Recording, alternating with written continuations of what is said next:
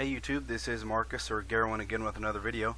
Today's video is actually going to be a video that I didn't think I would ever have to do for any video ever on my YouTube channel, because I'm not really that popular of a YouTuber. My videos are mostly just for personal use, really, and they're intended for close friends and family, and if somebody else happens to find them useful, so be it. I'll go ahead and apologize ahead of time. My voice is terrible. I've had bad allergies for about a week now. They're starting to wear off, but I still sound kind of snotty.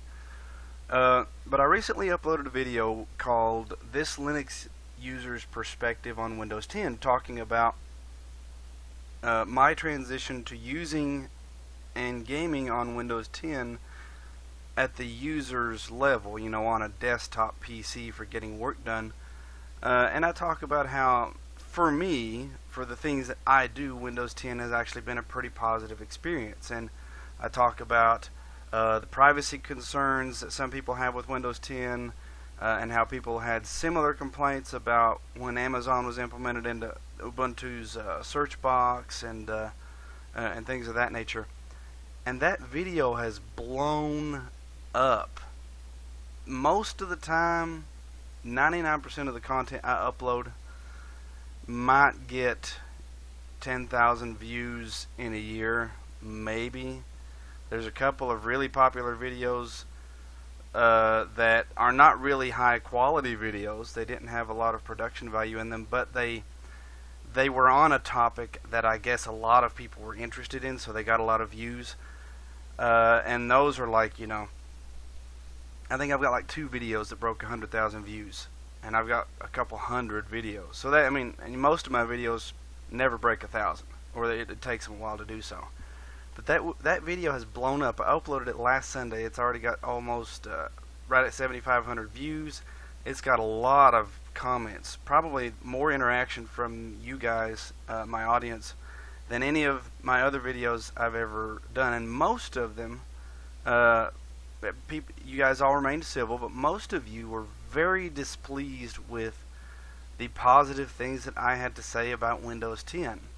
And I kind of wanted to respond to some of those comments, and this seemed like the best way to do it. Instead of typing out 1,000 comment replies, I thought I would just kind of brain dump a few responses here in video form, so that you guys can listen to what I have to say, and then, you know, if you want to, you can comment on this video. Now, before we get started, I do need to say that there were some comments that I intentionally will not respond to. One guy, at least in particular, was anti-Semitic, and I've actually, random little off-topic spew here, I've actually seen a sort of a disturbing trend toward that on the internet. I was not aware that anti-Semitism was still so popular in the world. I thought the issue was sort of settled after World War II, but like on Google Plus, I was a member of a pro-Constitution group, sort of a conservative little community on Google Plus, where we basically talked about, you know, our support for things like the First and Second Amendments and things of that nature.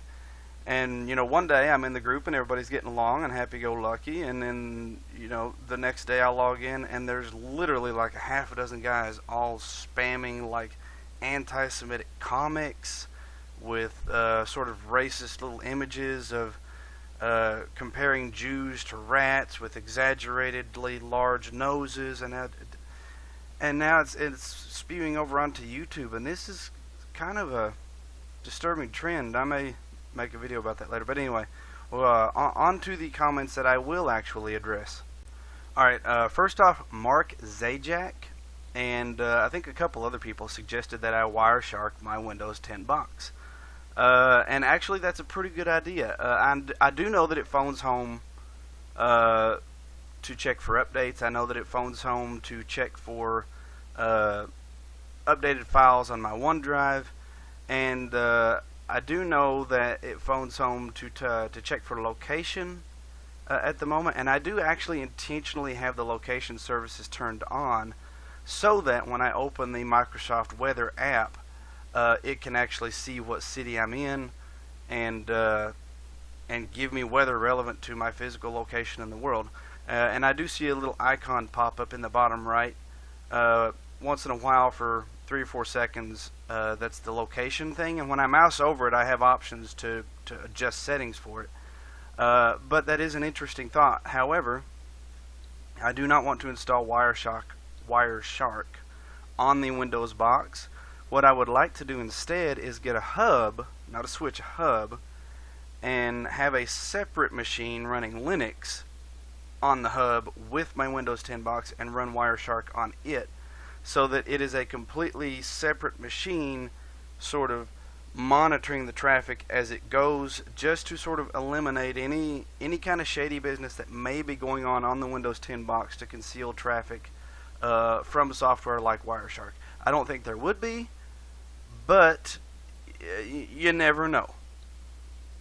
I haven't done it yet, but when I do get around to running a Wireshark test on this box, I will try to make a video about it and talk about anything I see that I don't expect. I do expect to see traffic talking about location services and OneDrive file updates and Windows updates. Those things are normal and expected. But I am curious to see if there's anything else going on that I don't expect to see. Now, the next comment I'm going to show here is one by a guy named Political Monkey, and I'm showing his because he touches on a couple of different issues that several people alluded to and talked about in theirs. I'll come back to his first point here because it's going to lead into other topics, but you'll see in the second or third paragraph here, he says Windows 10 has made me tick the privacy buttons multiple times. And the worst part is they don't stick. Updates will change your settings back sometimes. You have no control over your computer. It will update when it wants to. Paid software is not a problem. So basically the point is that the tick boxes change without your consent. I have not personally had that happen. I have installed updates like the Creators Update where it prompted me, or it did reset them, and then it prompted me to revisit them and set them back the way I wanted. But other than an update that then prompted me to revisit those options, I have never had those tick boxes just magically just shut themselves off. The things that I have shut off have stayed shut off. And I've seen a couple of people comment saying that they haven't had that problem either. So I'm not sure exactly what people are talking about, except maybe the updates to Windows, like the Creators Update, does reset them. But then as part of the update, it alerts you and says, please revisit your options. And so I don't really see that as an issue, because assuming they work, which I've seen some people suggest that they don't, assuming they work, other than an update that then asked me to check everything, when I turn something off, it stays off. I have not personally had that problem. His next paragraph says, I would not use Windows 10, I would rather use Windows 7. XP was supported for a long time because it was rock solid. That's true. And the same will be for Windows 7. That is also true. If we don't boycott operating systems with telemetry soon, every operating system will have telemetry. They say Windows 10 is so much faster. Imagine how much faster it would be if it didn't waste clock cycles to phone home to Microsoft. I can see how people nowadays would still want to use Windows 7. However, the problem is that Windows 7 does not support DirectX 12. And for my specific purpose of PC gaming, it's the whole reason I paid for Windows in the first place, was because the primary purpose of this machine was going to be playing video games. You need to support DirectX 12. Now, would it not be awesome if all games were developed to have good, efficient support for Vulkan or OpenGL, so that they could be more easily ported to Unix operating systems? Absolutely. Sorry, my allergies are hitting me. Absolutely. However, that is not currently the case. And in order to have the option to just buy and play any game I want to play, I need to be able to support as many different technologies as possible, including Microsoft's DirectX 12. and later versions that may come after DirectX 12, and in order to do that, you have to have Windows 10. It's not that I have any personal qualms about Windows 7. I thought Windows 7 was pretty decent. I didn't use it very much at home. At that period in time, all of our home computers ran a Linux distribution of one form or another, although I did use Windows 7, I believe it was Enterprise at work. All of our personal machines ran Linux of one form or fashion at that time. But, and one other issue I forgot to mention actually was the forced Windows updates. And I'm of two minds on this, and I'll tell you why. On one hand, I want control of my system. I want to be able to say, oh, I found out that this update actually breaks something to do with my computer. It's incompatible with a particular piece of hardware or third-party software I've got installed, and so I want to be able to uncheck this update and not install it and not be reminded about it again in the future, like you could with Windows 7. And that's not an option now, and I don't like that. However, as an IT guy, I understand why they did it. 99% of the computers I've ever worked on, whether it be professionally or, friends and family on the side, were woefully behind on their updates. Assuming it wasn't some catastrophic hardware failure or some horrendous virus where the easiest option was just to nuke it from orbit and reformat it. Every computer I've ever worked on, especially personally, was behind on updates. Months, sometimes years behind on Windows updates, because most people, especially people who are not in an organization with a group policy similar to what Windows 10 is doing where the updates are forced, when they see it, they just hit remind me later, and they never actually schedule an install. They never actually install the updates, or they just turn them off altogether. And they just don't get their updates. And this most recent virus outbreak was a perfect example of that. The WannaCry, Microsoft patched it in Windows 10 and Windows 7 and 8, I believe, as well, back in March. And like 90%, I don't know if it was 90%, but the majority, I saw a report that the vast majority of the computers affected by WannaCry were running Windows 7. The one where people have the option to say, remind me later, and never install the update. And that is why with Windows 10, I could understand why they could argue that for the safety of everyone, for the safety of the internet, we've just turned off the option to not install updates unless you're using an enterprise version where you're probably running your own WSUS server anyway. But for the general consumer, you no longer have the option to disable your updates for the good of the internet. And I could see that argument. I don't necessarily agree with it. I think if you pay for a product and you're stupid enough not to install your security updates and you get hit with a big virus or exploited through some vulnerability that has been patched through an update in the past, that's your fault. That's like spending $30,000 on a car and not buying car insurance. You're just dumb.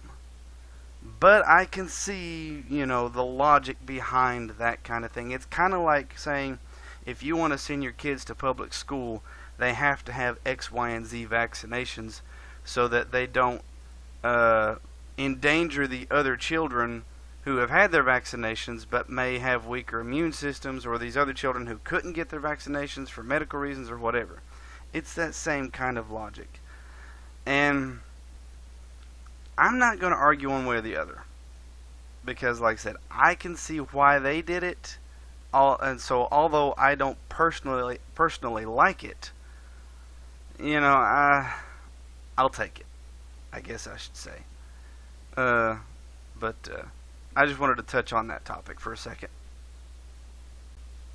And this next guy, Edwin O'Connor, he says he built a gaming PC that runs Linux, and he might not get the entire catalog of games that run on Windows, but Steam does enough to keep him happy. Maybe I should have said that in your instance, the gaming PC you needed had to be built on Windows. I thought I was pretty clear about that. I tried to Let me see. In this day and age, there's no such thing as must-have Windows anymore. Build the PC you want. Use the OS you want. Don't fall victim to being a lemming.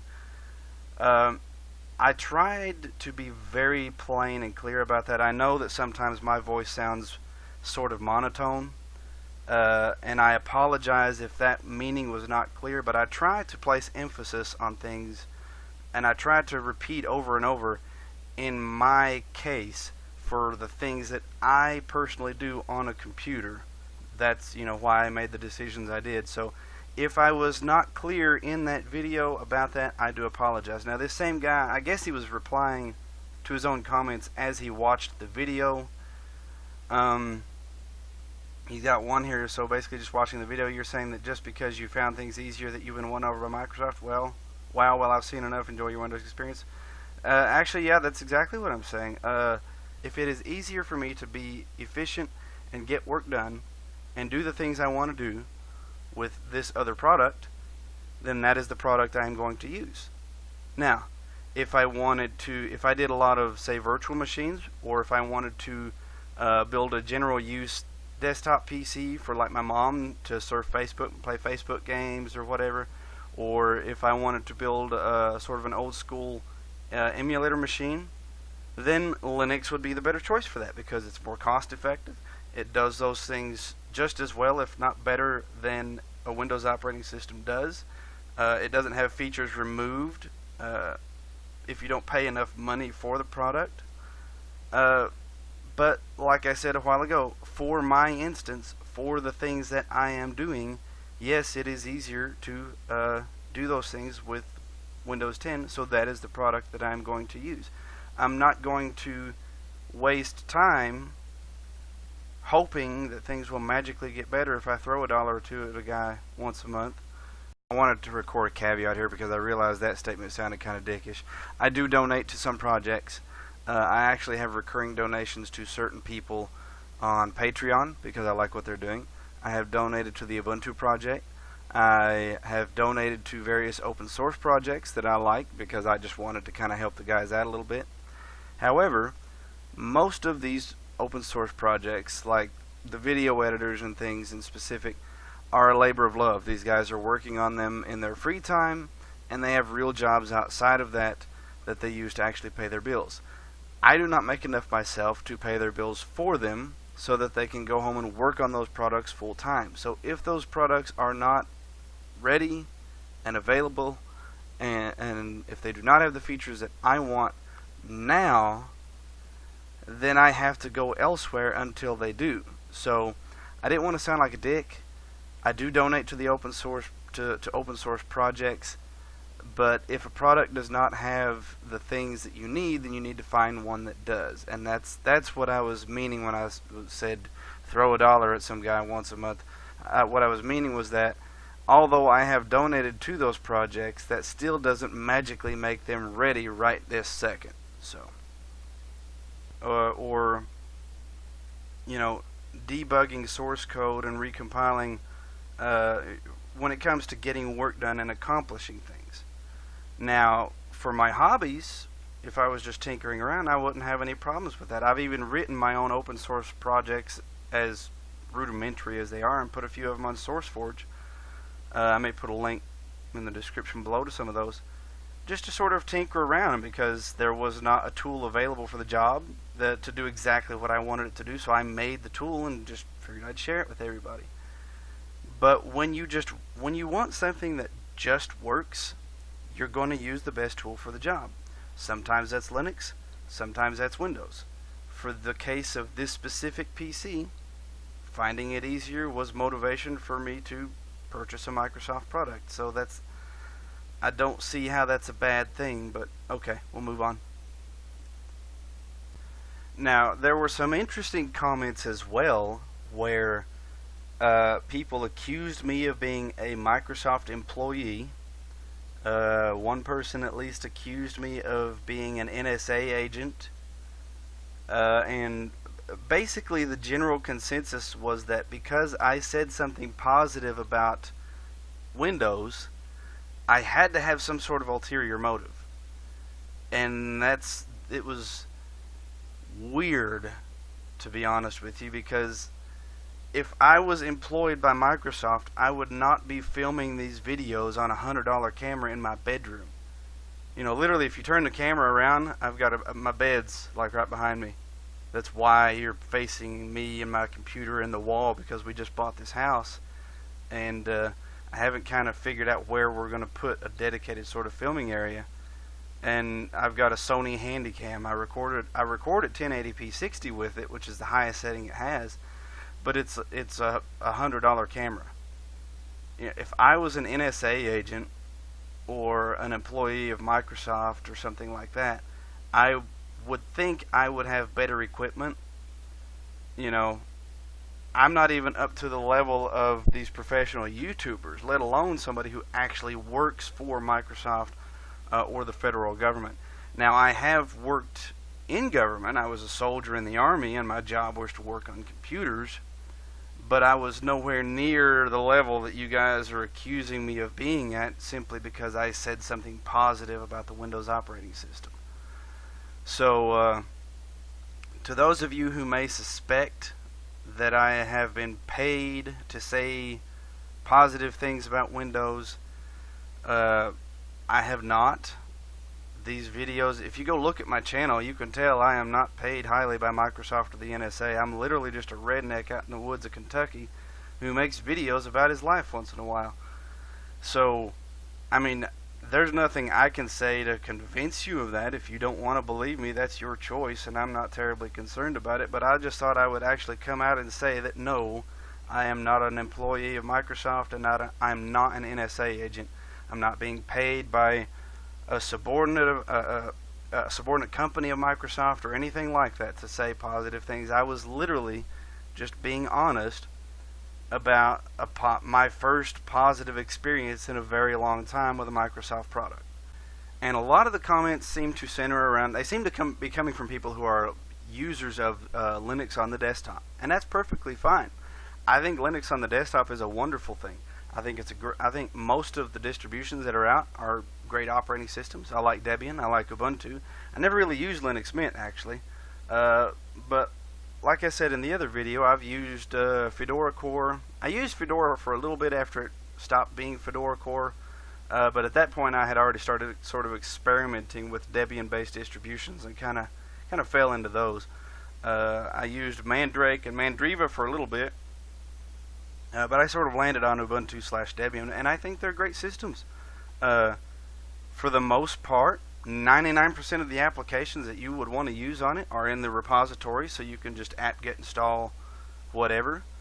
Even Debian has a non-free repository that you can add manually. You can add the backports repository if you want to run the stable distribution, but still get newer versions of certain pieces of software. You can add the backports repository and pull in newer versions of the kernel and things from the unstable and testing branches into your stable distribution without actually upgrading the entire system to the unstable or testing branches. And so you've got a lot of software right there at your fingertips without having to go to individual websites and download those products. Windows is not there yet. 90% of it is handled, you know, like I said, you go to the website and check for a newer version of the software, or that piece of software has its own little daemon that runs in the background and checks every now and then for new software versions, or etc., etc.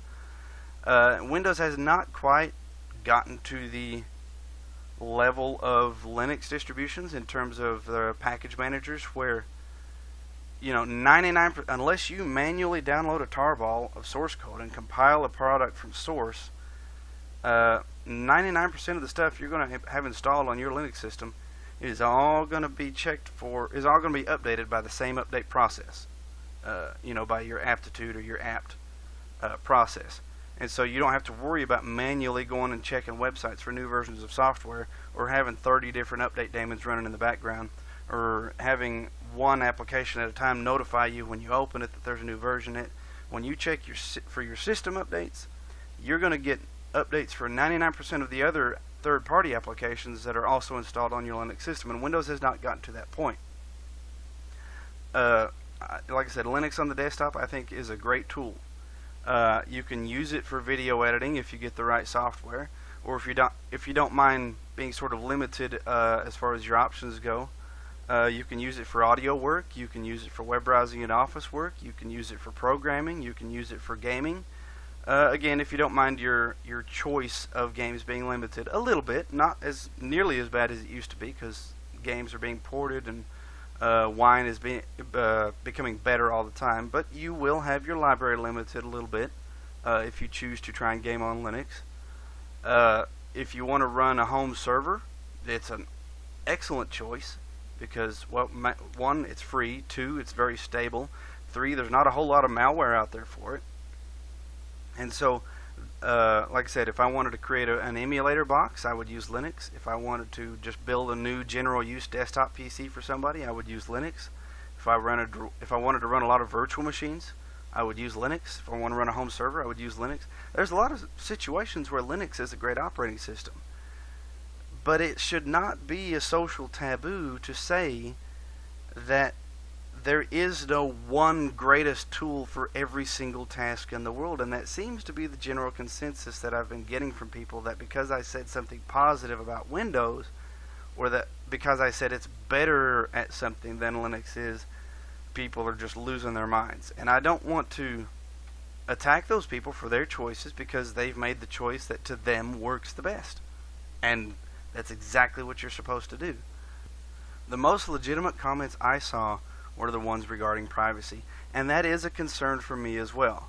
I realize that when you utilize these services like OneDrive and things, that you do sacrifice some level of control over your personal life. And I've always joked that if I'm not on a government watch list already, I'm doing something wrong, but it is something that I'm concerned about. But for this task, for the things that I need to do on this PC, this was the right choice for me.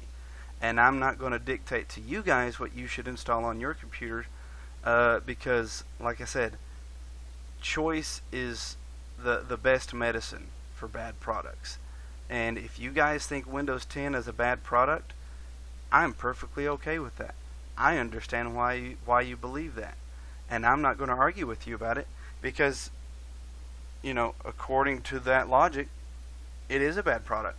And in a perfect world, I would not have to pay $100 for an operating system to play my games. Those games would be written in cross-platform languages, using cross-platform graphics API, so that I could install Linux on my system, not have to use a compatibility layer that may or may not work or run the game properly, and not have any problems. But it's not a perfect world. And so sometimes you just have to bite the bullet or just not play your games. And I'm a gamer. That's something that I've enjoyed since I was a child, playing Pac-Man on the Atari 2600. And sometimes you just have to make a choice about what's the best tool for this specific job. And so that's all I'm going to say on that issue. Now, one other issue I saw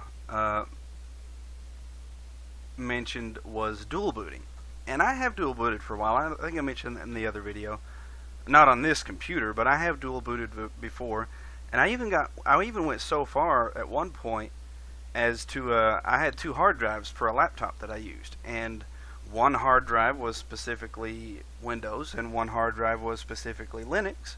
And it had an accessible drive bay in the bottom of it, and I ran Linux most of the time. But if I wanted to play a game that was not available on Linux, I would just swap in the Windows drive and boot it up. I've also dual booted, where I just installed Windows first and then installed Linux, because we all know the Windows installer will not recognize grub, and it will not add Linux to the Windows bootloader like grub will for Windows. So if you want to dual boot, you have to install Windows and then you install Linux afterward. And Ubuntu and Debian and things will say, hey, you have a Windows installation, and they will replace your boot record with grub, but they will add Windows to the list on grub, so that you can boot from it. I've done it both ways before, and it was pretty cool. It was useful. And that is definitely an option for a lot of people. I just decided it was not really for me, because, well, for one, you're going to have hard drive space taken up by that entire other operating system that you're not using. Whichever one if you're running Linux, you're going to have hard drive space sitting there taken up by Windows that's not available for your other stuff. It's a whole lot of overhead and I just decided that for me, I wasn't going to try to screw with dual booting. Although, if you want to, the dual booting is an excellent option for gamers who don't like using Windows for anything but gaming. I've heard it called Wintendo, so that when you're done playing your game, you can just swap over to whatever Linux distribution you have running, on the other part of the drive there, and use that for everything else, your office work, and all that stuff.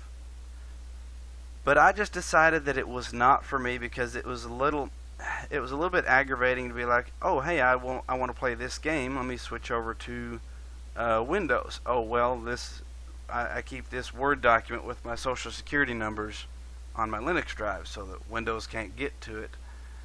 So if I need to grab some piece of information real quick that's not on the Windows drive, I have to reboot into Linux because Windows does not pick up ext4. I guess I should say ext, because it doesn't matter if it's ext2, 3, or 4.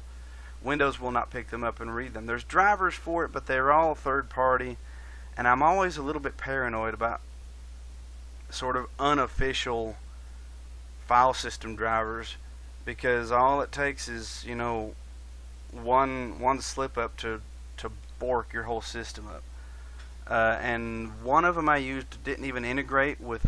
I don't think any of them that I found that looked legit and trustworthy integrated with the Windows Explorer. It was like its own little, like the old school Windows 3.1 file explorer where you had panes and you had to drag things around that way. It didn't integrate with Windows Explorer, and it just seemed like a little bit more hassle than was necessary for a computer where 90% of the time I'm on it, I'm playing a game. So that hard drive space was worth more than the convenience of having 10% of the time available for using a Linux desktop distribution. So I did see your comments about dual booting. I have done it in the past for the purpose of gaming. I just decided that this time around I just decided not to go with it. It was a little bit more hassle than I was willing to put up with. So anyway, the whole point of this video was to reply to the general consensus of the comments that I got, to sort of provide you guys with a little bit more information, those of you who care enough to watch this response video anyway, on why I decided to go with Windows 10, and sort of lay to rest the claims that I'm an NSA agent or something of that nature. The end result, I'm lazy. There was a period in time where I thought it was awesome to spend hours or days trying to get a game to run properly and whine on the Linux distribution that I liked, because I could do everything else I wanted to on the Linux distribution with no sweat, oftentimes easier, faster, and more efficiently than I could on Windows. And there was a time where I would be like, oh, I can play World of Warcraft at 15 frames per second, but it's running in Linux. There was a time that I thought that was acceptable. There was a time that I could be like, oh, just ignore that weird little graphical glitch over there. Oh, just ignore the fact that if a full screen Windows game freezes in Wine, you can't control, you have to control F1 because you can't Alt Tab out of it like you're supposed to be able to. Or at least you couldn't at that time. There was a time that I was willing to kind of put up with that kind of stuff. And I'll be 30 years old in August, and that time has passed. I just want to play games. And the best choice for being able to play the games that I want to play without limiting my library and get work done efficiently on the same system, for me, Windows was the better choice, I think, in my opinion. I'm not going to try to shove it down other people's throats. Like I said, to those guys that accused me of being a Microsoft employee or an NSA agent, I'm literally just a redneck in Kentucky making videos about my life, my opinions, and the things that I do. And if you find them cool, awesome. I appreciate it. If you don't, cool. I do appreciate the fact that none of you called me names. None of you that I saw anyway. A lot of comments for a video of mine actually, but none of you called me names. Most of you were civil. I could tell some of you were heated, but you know, I didn't feel particularly personally insulted by any of the comments, so I have escaped the wrath of the internet for today. So but I do appreciate that. I do appreciate some of these comments were actually pretty informative. Like I said, I do plan on running a Wireshark on the box, but I want to do it sort of externally with another device plugged into an Ethernet hub, just to make sure that it's sort of objective. And for those of you who don't know the difference between an Ethernet switch and an Ethernet hub, a switch will route traffic sort of like a router. It'll say, oh, you know, you're targeting this IP is on this port, we don't need to send the traffic on any other port but that one. A hub is basically like a power strip for Ethernet cables, where every bit that gets transmitted on every port gets repeated on every other port on the hub, so everything sees everything, like you're just plugged into like you've got, you know, 5 Ethernet cables spliced together basically. So you can use a external device to monitor network traffic on something like that if you have them both plugged into an Ethernet hub. And so that's what I would like to do to sort of keep the experiment external, you know, outside of Windows 10, and just see if there's anything weird. I'm curious. But I've been yammering on here for about 30 minutes, and if I seemed particularly argumentative or aggressive, I do apologize for that. My whole goal was just to respond to some comments that I saw on this YouTube video. And like I said, I'm not trying to convince you guys of anything. I'm not trying to force anything down your throat.